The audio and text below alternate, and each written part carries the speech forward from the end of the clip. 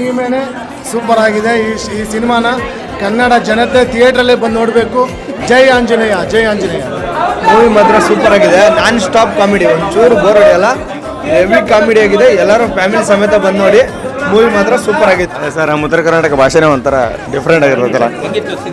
ಅಣ್ಣ ಸಖತ್ತಾಗೈತಿ ಮೂವಿ. ಅಂದರೆ full comedy ನೋಡಿ ಅಂತೂ ನಮ್ಗೆ ಸಾಕಾಗ್ಬಿಟ್ಟು. ನಿಮಗೆ ಯಾವ ಕ್ಯಾರೆಕ್ಟರ್ ಇಷ್ಟ ಆಗಿದೆ?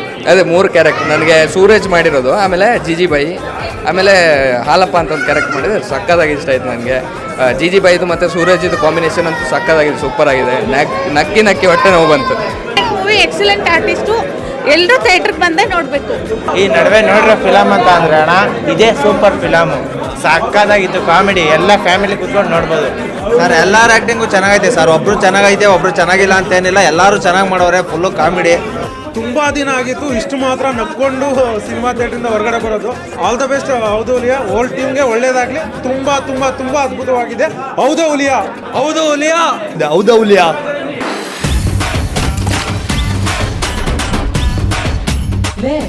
ನಿಮ್ಮನ್ನೇನು ಹಡ್ದಾರ ಎತ್ತಾಗ್ಲೇ